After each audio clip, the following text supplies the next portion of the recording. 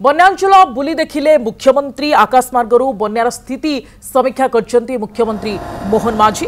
बन्यारे प्रभावित बालेश्वर भद्रक केन्दुझर मयूरभंज जाजपुर और Kendrapara जिलार aerial survey करछंती मुख्यमंत्री राजस्व और विपर्य परिचालना मंत्री सुरेश पुजारी, उच्चशिक्षा मंत्री सूर्यवंशी सूरज और रिलीफ कमिशनर डीके सिंह मुख्यमंत्री आकाशमार्गरू स्थिति अनुधान करछंती। राज्य में लघुचाप जनित लगाण वर्षा 7टी जिले में बन्यारे विशेष भाव में प्रभावित होइछि।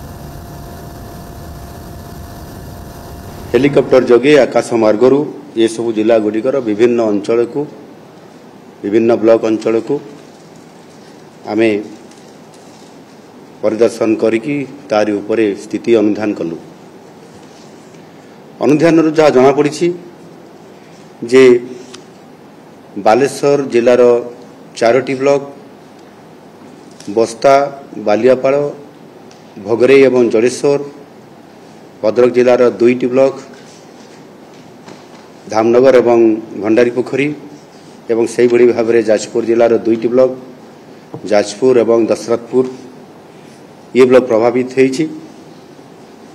3टी जिलार मोट 8टी ब्लॉक ए प्रभावित भितर अंतर्भुक्त अच्छी।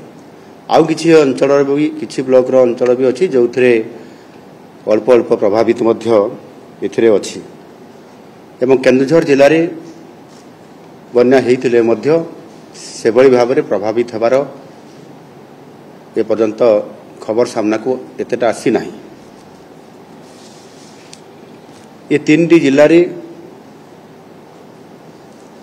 81टी ग्राम प्रभावित होइछि एवं प्राय सेथिरे 30,000 रु अधिक लोक प्रभावित मध्य होइछन्ति।